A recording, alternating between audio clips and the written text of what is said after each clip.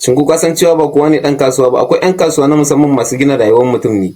Business mentors kenan. Irin waɗannan su ne suke ci riba biyu a kasuwanci. Su ake musu kallon marasa wayo a kasuwanci wanda kuma sun fi kowa zurfin tunani da hangen nesa. Wato lissafa gobansu da ta kasuwancinsu. Ka taɓa shiga wani wuri ka fita ba tare da ka sayi komai ba amma zuciyarka ta cika da farin ciki. Ba saboda kayan da ka gani ba, saboda mutumin da ka haɗu da shi ne. A rayuwa akwai mutane biyu a kasuwanci. Akwai wanda yake son kuɗinka da kuma wanda yake son ya taimake ka. Na farko mai siyarwa ne, na biyu kuma jagora ne. Kuma gaskiya mai raɗaɗi ita ce, duniya ta cika da masu siyarwa amma tana fama da ƙarancin jagorori a fannin kasuwanci. Wato shi mai siyarwa yana son ka biya, jagora kuma yana son abin da idan ka siya zai amfane ka tsira. Mai siyarwa zai iya sayan maka da abin da bai dace da kai ba. Jagora ba zai bari ka cutu ba, ko da zai rasa wannan cinikin naka. Mai siyarwa yana ganin kuɗi, jagora yana kallon labarin rayuwa. Jagora yana fahimtar cewa kowane mutum da ka gani yana ɗauke da wani yaƙi a zuciya.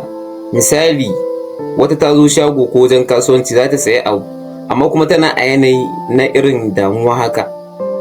A irin wannan yanayi ta fi buƙatar a fara sama mata nutsuwa da kwanciyar hankali kafin a fara tambayar ta me za ta siya. Amma irin wannan yanayi fa sai ka ji mai siyarwa ya ce, ga kaya nan muna da kaza da kaza da kaza wanne kike so. To ya za a yi ta samu ƙarfin gwiwa yi maka ciniki? Wata ma a lokacin ji za ta yi kai ne silar shiga damuwar da take ciki. Kuma a daidai lokacin kwakwalwarta za ta iya rasa control ta ji cewa ba ma ta son siyayya. Idan mutum yana a cikin yanayi na ɓacin rai, duk abin da zuciyarsa ta faɗa masa bai fi yin dogon nazari don tantance menene ya kamata ba, kawai aikatawa yake yi. To a irin wannan gabar abin da jagora zai ce idan ya fuskanci a yanayin da take ciki shine, uwar gida kina lafiya kuwa? Tun a wannan kalmar ta farko ya yi rabin ciniki saboda ya siya rabin zuciyarta. A lokacin idan ta zo da niyyar siyan abu guda ɗaya za ta iya siyan guda biyu ko uku. Saboda ka sa mata emotion na nutsuwa da jin cewar ka fahimci damuwarta, to a wannan lokacin za ta ji to ai kuma me za ka siyan mata ma ba za ka siyan mata da abin da zai cuce ta ba, saboda yadda ka fara bayyana mata kanka a zahiri.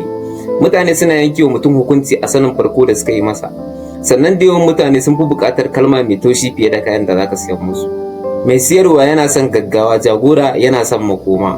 Siyarwa zai ce su yi yanzu, jagora zai ce ina son yi maka amfani har bayan wasu shekaru. Jagora yana gina rayuwa ba sale kawai ba. Mai siyarwa yana mantawa da kai idan ka siya ko baka siya ba. Jagora yana ɗaukar ka a matsayin amana. Ka taɓa samun wanda ya taimake ka ba tare da ka roƙa ba? Irin wannan mutum ba za ka taɓa manta da shi ba, domin ya sa ka ji ni ma ina da daraja. To irin wannan mutumin shine jagora a kasuwanci. Mai siyarwa yana son ya samu, jagora yana son ka dace idan ka siya. Jagora yana jin daɗin nasararka kamar tasa. Wani lokacin ma zai iya sadaukar da riba don ka amfana. Mai siyarwa yana jin magana kawai, amma jagora yana jin kuka ko da ba a faɗa masa ba. Wasu mutane suna murmushi amma zuciyarsu tana kuka. Jagora yana iya ganewa, saboda ya sha wahala ya san nauyin rayuwa. Mai siyarwa yana barin kaya, jagora yana barin tarihi. Ya kamata ka sani kaya zai ƙare, kuɗi zai ƙare, kasuwanci na iya rushewa. Amma mutanen da ka ɗaga ka taimaka su ne gadonka, kuma amincewarsu da kai ba za ta taɓa ƙarewa ko rushewa ba. Mai siyarwa yana rayuwa domin kansa, jagora yana rayuwa domin Allah ya amfani da shi. Jagora yana ganin kansa a matsayin hanya da Allah zai biya taimaki mutane. Ka saurara da kyau, idan burinka kuɗi ne to za ka samu kuɗi kawai. Amma idan burinka ya haɗa da taimakon mutane ne, za ka samu kuɗin, za ka samu daraja, za ka samu kariya, kuma za ka samu tarihi. So that idan kana son ka samu riba mai yawa ta ɓangarori daban-daban a kasuwanci, to hanya da tafi dacewa shine ka zama jagora ba iya mai siyarwa ba. Domin mutane ba sa kare kaya, suna kare wanda ya kare su ne. Ka dinga tunani akan cewar wata rana za ka tsufa, kuma ba wanda zai tambaye ka nawa ka siyar, amma za a tambaye ka nawa ka ɗaga, nawa ka amfanar, nawa ka zama dalilin farin cikinsu.